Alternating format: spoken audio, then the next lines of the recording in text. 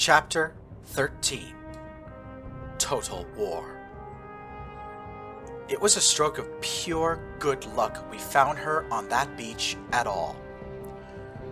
The story of exactly how my crew came together and ended up on the northwest shore of Okinawa is long, kind of convoluted, and poorly remembered. But the broad strokes are as follows. I shipped out to Japan in October of 2011.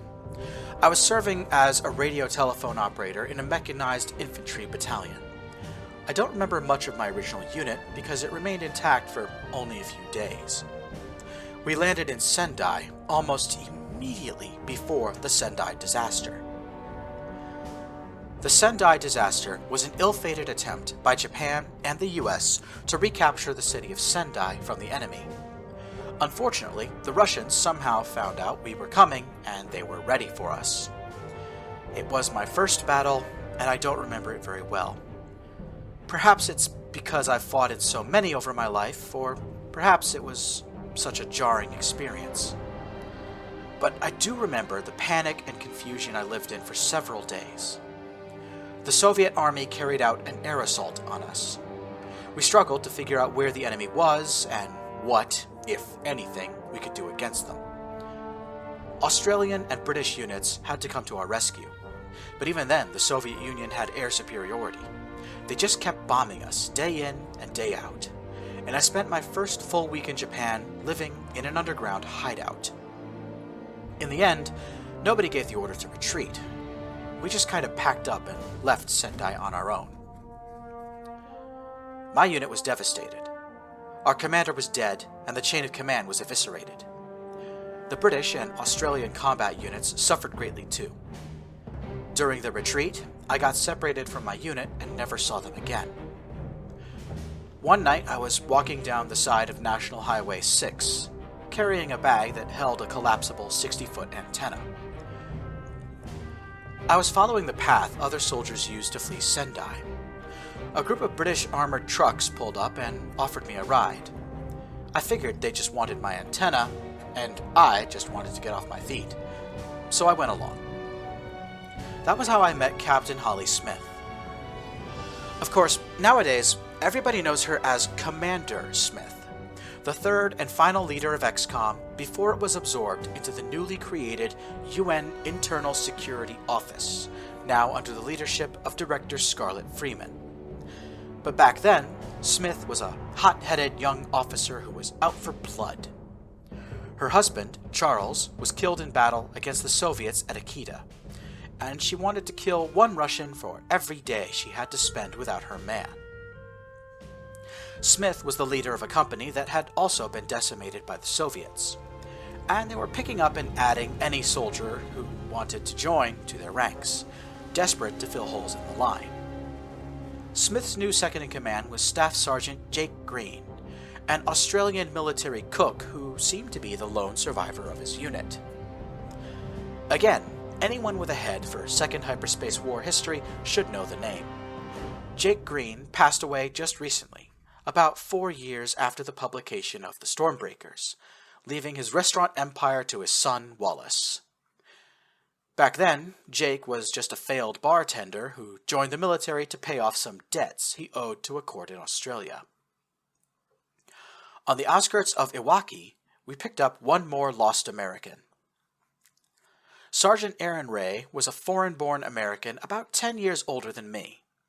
History best remembers him as Jericho's biological father. While we both had the dark skin and hair that showed African heritage, Aaron was fully African-American, whereas I was only half.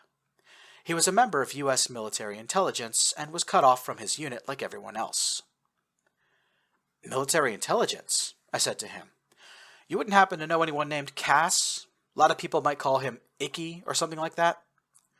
"Oh, you mean the gross guy?" Aaron laughed. "Always blowing his nose, right? Yeah, we were supposed to be working together out here. Looks like the enemy had something to say about that." Finally, we all made it to a forward operating base on the outskirts of Tokyo. Declassified documents provided to me by Igarashi tell the story of what happened next much better than I could. General Laura Harper, who was the de facto supreme commander of Allied forces in Japan, was trying to turn around soldiers and get them back into battle as quickly as possible. This task was hampered by the fact that many unit commands were disrupted or destroyed outright during the Sendai disaster. She was also made aware of the fact that the Russians were planning to execute some kind of decapitation strike against the Japanese government. She needed to plan ahead in a way that would keep all Allied soldiers fighting if an Allied government was removed from play. Under this pressure, General Harper made a decision that would, years later, lead to her becoming the first commander of XCOM. She started mixing international units. British soldiers suddenly found themselves fighting under the French flag. Australians were embedded in American units. And as for myself and my new companions, Holly, Jake, Aaron, and I were placed under the command of the 13th Artillery Company of the Japan Self-Defense Force. Holly Smith became its new commander, owing to the death of the man who originally held the job. We were loaded on a plane and shipped off to Okinawa, where the rest of the 13th was getting some R&R following a battle against the Soviets in northern Japan. When we got there, I was in for a happy reunion. Mateo Hernandez was there. He had replaced one of the Japanese gunners who'd been killed, and looked like he'd grown a gray hair or two since the last time I'd seen him. "The Japanese don't use the same artillery systems as us," he told me. "I've had to learn how to aim and shoot all over again." We added a few more people to our growing little team. Another American, a man named Hal McIntosh. Yes, the same McIntosh from the 2057 Battle of Fort Wayne. And finally, when we landed in Naha, someone realized our team was full of people who only spoke English, and they added 2 people who actually spoke Japanese. Yutaka Yamamoto is remembered as a stormbreaker in history books, but most people seem to have forgotten that he fought in World War III and actually played a big role in the conflict. I'll expand on what he did in the next chapter. Before the war, Yamamoto worked as a child psychologist on Hokkaido Island. His specialty was teaching parents how to reassert their will over angry and disobedient children. Ambitious and a little self-centered, Yamamoto never told us how he escaped from Soviet occupation and joined up with our forces. In hindsight, this should have been a warning sign. Yukiko Takahashi was a woman who radiated confidence. While she was physically smaller than Yamamoto, and was of a lower rank, she had a much larger presence than him. She kept her brown hair up in a tight-looking bun that made her look like she was always scowling at us. Even her tone of voice sounded angry and displeased all the time. And that was the team. For now, at least. We joined the artillery company in Okinawa and split our time between training and resting. Each morning, we would take our rifles and do combat drills on the beach near Kunigami.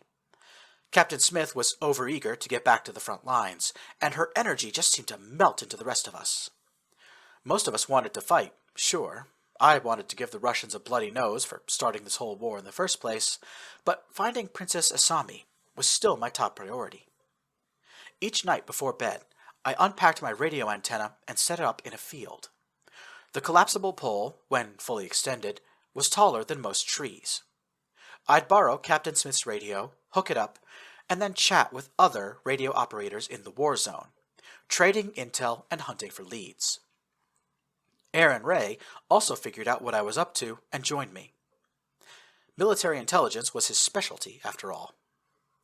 Before too long, we had a decent picture of how the war was going, and plenty of clues to where Asami might be. We had a hunch, based on the Japanese government's attempts to track her down, that Asami was aboard a Navy ship, but we didn't know which one. One of the biggest surprises of the time we spent on Okinawa was how supportive Yamamoto and Takahashi were of my self-proclaimed mission to find the princess. They were enthusiastic to the point of arousing suspicion, namely that of Hal McIntosh, who worked as a police officer before the war. "Something about those two rubs me the wrong way," Hal admitted, "like when someone shows up to help find a missing person, but only goes through the motions because they already know where the body is. Either way, Takahashi offered to sit down with me whenever I was on the radio, and she would help me communicate with any radio operators who spoke Japanese. The artillery company stayed on Okinawa for a couple of weeks, then redeployed to mainland Japan. Each combat deployment lasted about 3 months, and we would fight the Soviets wherever the need for artillery support was greatest. If you have ever met a war veteran, then you may have heard them refer to field artillery as the king of battle once or twice. They know what they're talking about. I lost count of how many fights turned in Japan's favor simply because we were there to provide support. Before long, our team developed a knack for area denial operations. We could stop the Soviets from passing through a road or town, forcing them to take a path of our choosing, one that always extracted a heavy toll from the enemy. Then, whenever High Command decided we needed a break, it was back to Okinawa for a couple of weeks, and I would resume my search and interest. Like I said, it was sheer luck we were in Okinawa when the Hyuga went down. On the night of June 2nd, all soldiers in the company were told to stay away from the northern shore of the island. There was some sort of naval battle going on. Everybody in our little crew got together and helped me put up the radio antenna so we could listen. A squadron of fighter jets took off from the island to help, but it was too late. The Hyuga foundered, and a sizable portion of her crew was captured by the enemy. After the war, we found out the Hyuga's crew were transported to Russia. The men were sent to work in the gulags, and the women were distributed to Soviet men as a reward for moving into a new home in occupied Hokkaido. In the moment, we mourned the loss of the Hyuga, then carried on with our day. We had only 3 days left until we returned to the front lines. 2 days later, we went down to the beach for another day of training. Captain Smith dragged a bunch of fallen trees onto the beach and made us dig fighting positions behind them.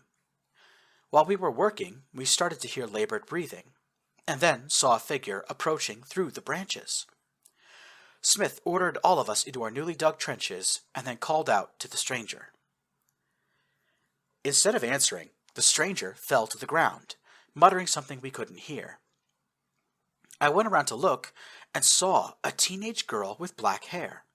She was wearing a naval combat uniform, but her top was stained with oil and her pants were wrapped around her neck. It was the strangest sight I'd ever seen. Holly grabbed the girl by the shoulder and rolled her onto her back. For the shortest moment, the girl opened her eyes and looked up at us. Then she passed out. I was so shocked that I jumped backwards. "What's wrong, Robinson?" Holly asked me. "You look like you just saw a bloody ghost." "A bloody beautiful one if you ask me," Jake said, not even trying to hide how much he was ogling this girl. I couldn't talk. All I could do was point and stammer. That's her. That's the princess." June 6th, 2012. Kaneda Air Base, Okinawa Island. We had roughly 12 hours to deal with this massive curveball we've been thrown. We were supposed to be getting on a plane and flying out to our next deployment. But instead, Captain Smith used her authority as acting company commander to delay our departure by a few hours. This gave me some time to visit Asami in the infirmary. She was dehydrated, starved, concussed, delirious, poisoned by both oil and seawater, and suffering from extreme muscle failure. All told, Asami was lucky to have lost only 15 pounds of body mass and not her life. When she woke up, I was right there, next to her bed. "Oh my God," she breathed. "There's no way I got that lucky. Is that really you?" "It's really me," I said. "How'd you know?" "The hands," she replied. "It's that odd way you used to hold my hands when we were kids. How'd you recognize me?" "Your eyes," I answered. You're the only one I know with the ocean in her eyes. Where have you been? What are you doing? I came all the way out here to find you." Princess Asami started her explanation by apologizing profusely for her abrupt disappearance. That's how I learned that there are literally dozens of different ways to say "I'm sorry" in Japanese culture. She burned through several of them in very short order. Then she filled me in on everything she'd done since we last spoke. We traded stories about the past 2 years, and I learned of her new alias. "So, wait a minute," I asked. "Do you actually want us to call you Chiho?" "Kinda, yeah," Chiho Tatsuya admitted. "I think if you guys keep calling me Hime-sama and stuff like that, it's gonna draw attention, and not the sort of attention we want." I was forcefully reminded of Kathleen Walsh's comment about kidnappers targeting the family of rulers. While I was lost in thought, Chiho asked if any other people were found with her. "There was a woman named Izamura," she said. "We swam here together, but we got separated." "We'll tell the U.S. Marines to keep a lookout for her," I said. "Our unit has to leave in the next few hours, which, I guess, brings us to the big question. So, what are we going to do with her?" It was Captain Smith who asked. All of the soldiers in our squad were gathered outside of the infirmary, where Chiho had just been released from care, looking battered but fit. Everybody was reacting to the news of her true identity differently. Mateo Hernandez was very happy and congratulated us on reuniting. Hal McIntosh and Aaron Ray both looked at me in disbelief and mouthed the words, "You really hit that?" Jake Green had yet to look Chiho in the eyes. He was still appreciating everything below her neckline. Yutaka Yamamoto and Yukiko Takahashi both looked as happy as children on Christmas morning. They hugged Chiho, crying about how happy they were to know she was safe. I tried to piggyback onto the discussion of her safety. "We have to get you back to your family," I said. "Your parents and siblings will be so happy to see you again." "No," Chiho cut me off. "Trust me, they won't. If I went home now, I'd embarrass the whole Imperial family." I tried to argue, but Chiho turned towards Captain Smith and said, "Blake said you guys are going to a battle. Can I come with you? I can help." "No," said Yutaka, Yukiko, Mateo, and myself. "Yeah," replied Holly, Jake, Aaron, and Hal. Chiho looked at me, crestfallen. "Look, Chiho," I said. "It's wonderful that you want to do something for your country. It really is. But unless someone invented time travel and didn't tell me, I'm pretty sure you just turned 16 last month. You're literally too young to be at war. You should be at home." "Yeah, he's right," Mateo and Yutaka chimed in. "Robinson, dude, her country's been invaded," Aaron scolded me. "I'm pretty sure she can fight if she wants to. If the Ruskies landed in California, would you turn away anyone who could fight just because they were too young?"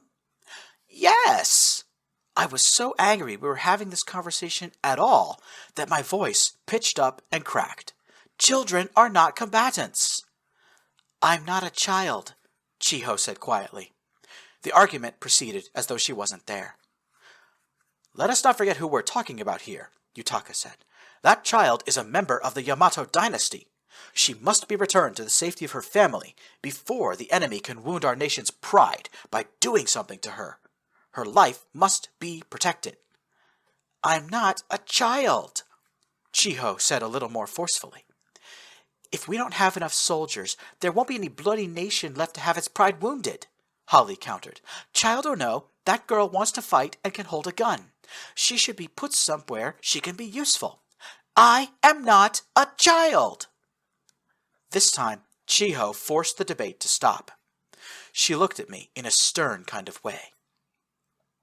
"Look, Blake, what I did was definitely wrong. But it's in the past now. I'm here and I want to fight for my country. Please take me with you. Let me do my part." I balled up my fists, a counter-argument starting to form on the tip of my tongue, but Chiho beat me to it. Blake, I know what I signed up for, and I know how to take care of myself. I got this far on my own, didn't I? Dude. Aaron nudged my arm. She's got a point. She just survived a goddamn shipwreck. Chiho took her chance while I glared at Aaron. Blake, I can hold my own. I had to accept that I wasn't going to win this argument. I believe you. Hearing those words again caused Asami to lose her composure. She ran forward and hugged me, crying into my chest. Thank you, thank you, thank you, thank you! If the captain says it's okay, I started to add. It is bloody okay, Holly called over to us. She was already picking out a rifle for Chiho to use. Then, I carried on, you can come with us on one condition. If we get a chance to go anywhere near the Japanese government, promise me you'll at least consider going home, that you'll see your family. Chiho pursed her lips as though she was going to argue, then relented. Fine, she grumbled. Deal. Captain Smith clapped her hands. All right, if we've got all that bleeding sappy stuff out of the way, we need to get over to the terminal. This morning's briefing said we're heading for a real nasty fight, so make sure you pack your first aid kits and extra ammo. Now, I come to a part of the story that is very well documented, to such an extent that I had a lengthy conversation with my family about just how much detail this section of the book should include. The first and second battles of Obama have been extensively covered in history books, TV shows, and even a feature-length movie starring the legendary Partogan actor Makoto Wirihana.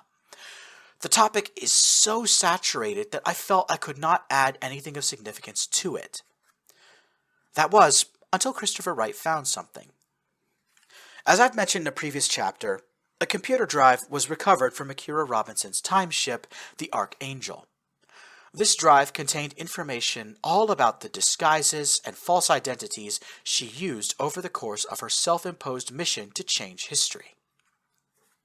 The history dude earned his nickname in no uncertain ways or means.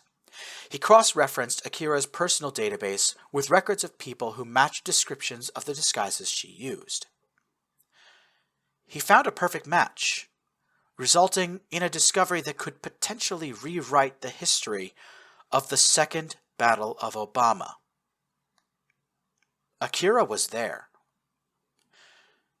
Using information recovered from the Archangel and gathered by the history dude throughout his own personal investigations into the paradox, I can now present a wholly new angle to see the Second Battle of Obama from.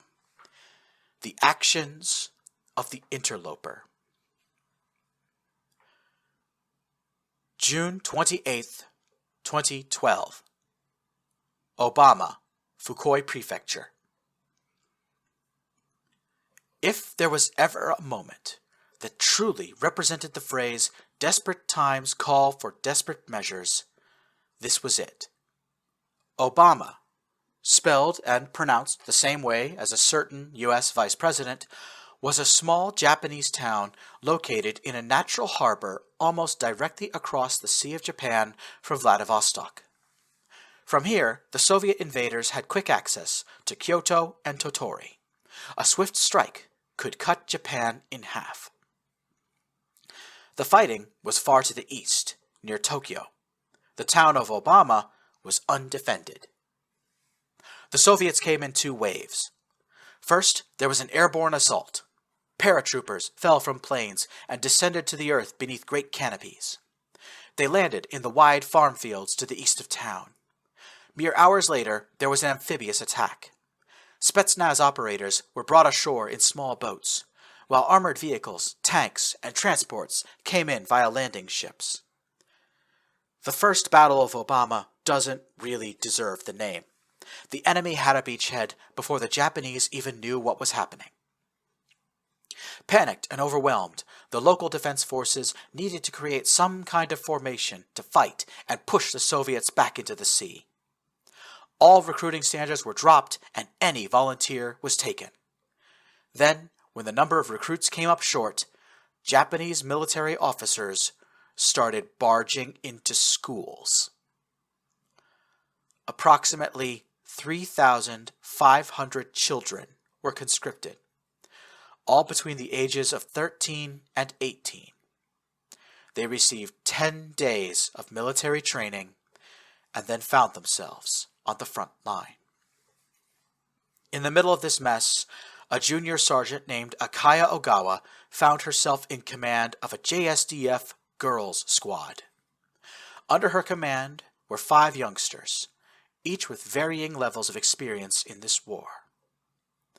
Kotori Sato, the now legendary Mother of Jericho, was battle-hardened by this point. She was 18 years old and had already killed more than 24 men.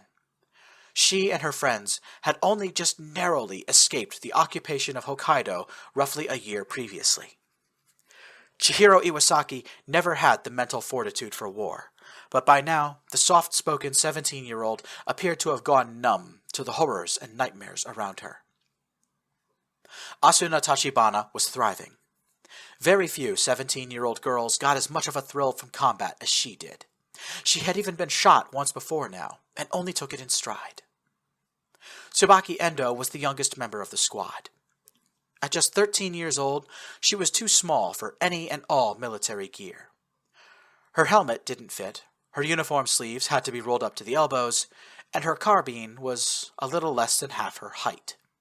She clearly did not belong here. The final girl in the squad, 15-year-old Nanako Yamada, was being impersonated by Akira Robinson. My daughter's investigation into the real Nanako Yamada suggests that no such person ever existed. Sometimes the Paradox's actions throughout history are difficult to understand, but in this case it is very easy to see why Akira chose to intervene in this event. She was here to stop any harm from befalling these specific people. Jericho's mother was on the battlefield. Chris Wright, who has studied the Paradox more extensively than any other historian, believes that protecting Kotori Sato's life would have taken supreme priority in Akira's eyes. For either of Jericho's parents, the Paradox probably would have moved a mountain, the history dude said in one of his earlier books, Inside the Mind of the Paradox. The Japanese strategy for the Second Battle of Obama boiled down to the use of one of the oldest but most effective strategies in the history of warfare, the infantry wave attack. Here on Earth, it used to be called the human wave attack. In one of my earlier books, The Stormbreakers, I said this about infantry wave attacks. Throughout history, there have been many armchair generals who discount the human wave attack as a senseless strategy used only by idiotic commanders. Let me tell you, these people have never been on the receiving end of a human wave, and more importantly, they've never been on the giving end. My statement still stands, but sometimes the infantry wave attack is, in fact, a senseless strategy used by an idiotic commander. This is exactly what happened in the town of Obama on June 6, 2012. Not all wave attacks are successful. This story is about one that failed. There were, according to military records, about 700 Soviet soldiers and vehicles guarding the Obama beachhead. They were holding the area until a much larger force could land safely. When JSDF's commanders gave the signal to attack, about 3,500 youngsters, armed with rifles and submachine guns, emerged from the nearby forest and started charging across a farm field towards the enemy. Perhaps the Japanese leaders were hoping the enemy would break and retreat when faced with such a large force. Or perhaps the intense target saturation would render the Soviet defenses useless. Tragically, the enemy had faith in their defenses, so they did not retreat. The enemy also used their defensive weapons with great efficiency, and were unfazed by being presented with a target-rich environment. I feel the need to remind you that when I say target, I am referring to children. Nanako Yamada, the Paradox, took point in her squad's formation, running far ahead of even Akaya Ogawa and Asuna Tachibana, screaming, "Banzai!" like in the old Pacific War movies. The 3,500 children of Honshu moved across the field at a quick pace, firing their weapons as they walked, sending hundreds of thousands of bullets towards the Soviet positions. Trees were shredded by the storm of lead and crashed to the ground. Dozens of Spetsnaz operators were killed in the initial onslaught. A boy wielding an AT-4 rocket launcher successfully knocked out a T-90 battle tank, while a group of high schoolers got within 20 feet of the Soviet lines before the enemy recovered and began to fight back.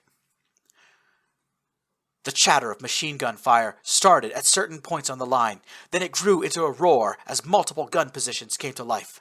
Children and teenagers were cut down in one of the darkest and most horrifying moments in human history. I won't go into further detail. At the time, it seemed to be pure good luck that Kotori, Chihiro, Asuna, and Akaya escaped the battle unharmed. But now we know beyond a shadow of a doubt that these four were under the protection of Akira Robinson. Even when I spoke to Kotori a few weeks later, she was never able to recall hearing the loud snap of bullets passing close by. She also said she never got the feeling that she was in mortal danger during this battle, even if she couldn't detect it herself. Hindsight proves that Kotori was most definitely inside some kind of telekinetic shield throughout the fight. The morale of the attackers was shattered by the very first volley of return fire. The broken formation of child soldiers began a chaotic and disorderly retreat toward the forest, where they were met by a cadre of angry JSDF officers, who demanded the children reform and attack again. When the Japanese officers attempted to turn the fleeing children around and push them back into battle, Nanako, again, this is the paradox, stood her ground and refused to go. She got into a very loud argument of defiance with the officers that caused nearly 400 children to hesitate. Akira's actions almost certainly saved the lives of those children who failed to rejoin the fight when ordered to do so. Meanwhile, Tsubaki Endo had gotten separated from her squad and was hiding inside the ruins of a toll booth on the highway nearby. The Soviets were on the attack, pursuing the JSDF back towards the forest. If she made her presence known in any way, Tsubaki would have been killed. However, luck was on her side that day. Our fellow Stormbreaker, Tsubaki Endo, did sit down for an interview about her experience, but my wife and I realized after the fact that she embellished and drummed up countless details in an effort to make the two of us look good. Unfortunately, we did promise to include excerpts of her interview in this book, so we will present Tsubaki's statement and attempt to correct her many falsehoods as we go. So there I was, surrounded. No, she was not. There was something like 1,000 commie bastards just plowing through us with these big fucking tanks. It was more like 20 troops and a BMP. I couldn't get out of the toll booth because they would see me from every angle, but there were some bad guys who were checking hiding places. I was looking through a crack in the wall, and I could see them coming, looking under car wrecks and pointing at my toll booth. I didn't have any bullets left, so I knew I was a goner. Her gun was loaded. Then I heard this noise, like a bomb going off. One of the Russian tanks was blown sky high by an RPG. She's close. It was an attack helicopter. Then there was all this gunfire, and the Russians dove for cover. Blake and Chihiro were advancing down the middle of the road, blasting Russians with their guns like it was an arcade game. Oh, we were not in the open. We were bounding from cover to cover. Also, the entire squad was with us. Some Spetsnaz guy with a machine gun fired like 1,000 times at Chihiro, and she whipped around and blew his brains out at like 600 yards. No. Just no. Then 2 of the Russians found me in the little shack. No, they did not.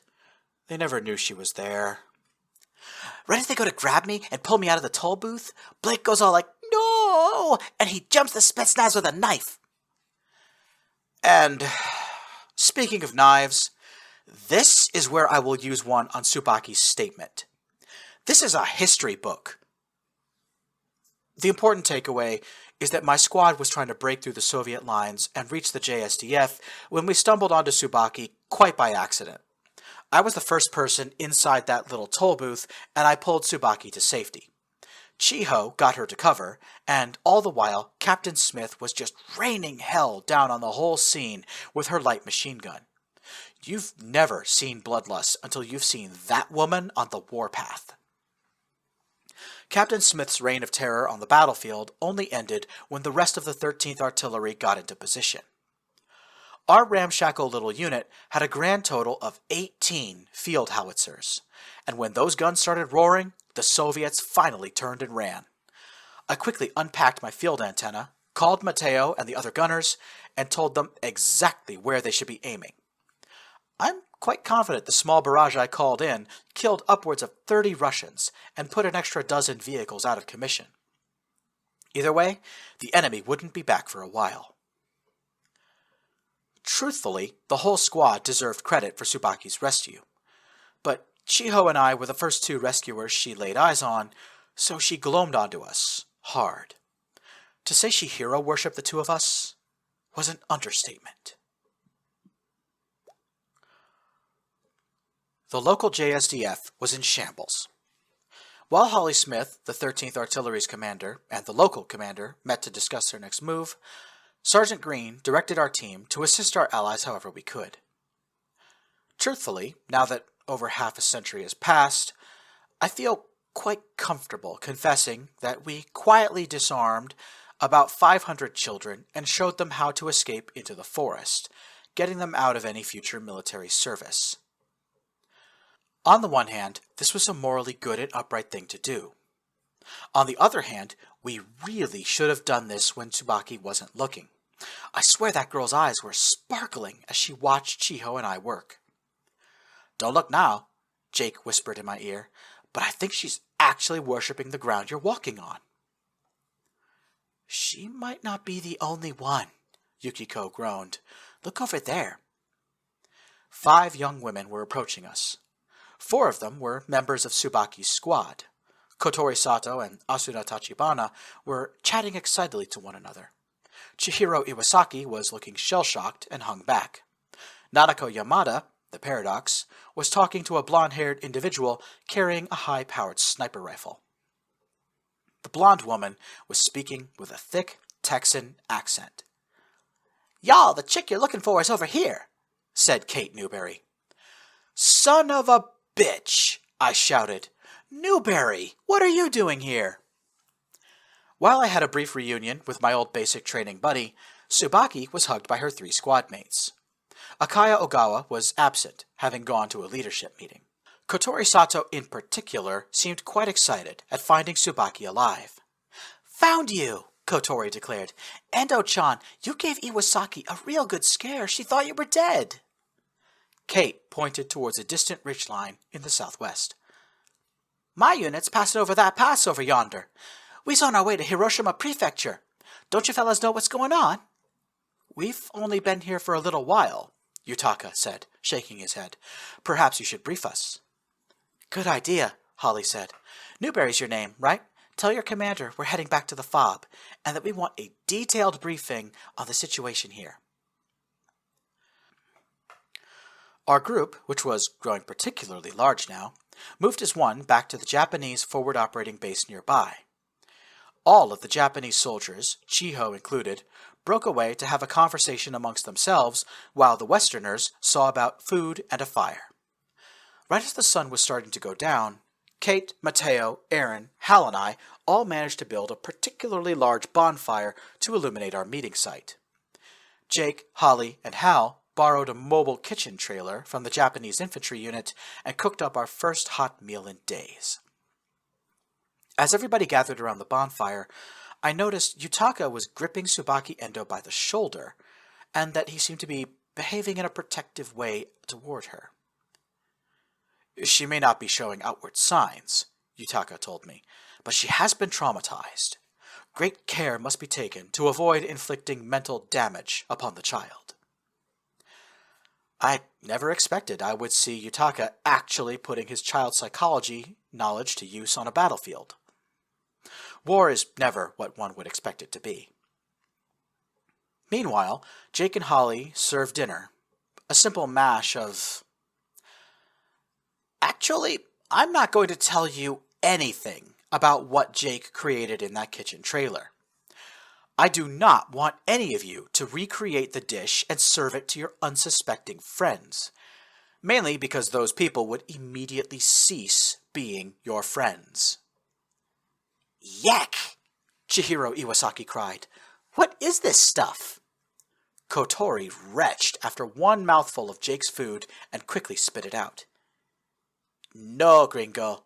All kinds of no. Mateo sniffed his plate and then deposited it in the bonfire. Ew, was all Tsubaki managed to say. She just threw her plate on the ground. What? Jake said. It ain't that bad. Yeah, y'all are being a bunch of babies, Kate admonished us while shoving even more of the vile garbage into her mouth. What are you trying to do? Aaron burst out. You're trying to make us eat Soylent Green? Nah, you just need something to wash it down with, Jake replied. Then he reached back into the kitchen trailer and produced several unlabeled glass bottles, each filled with a brownish liquid none of us wanted anything to do with. While we refused the mystery drink Jake was offering us, Holly tried to move things along. The commander of a Western unit had arrived with news for us. The man's name was Roger Luce. In 2035, he fought in the Battle of Earth as a member of the final platoon's 3rd Squad. But in 2012, he was a colonel in the U.S. Army.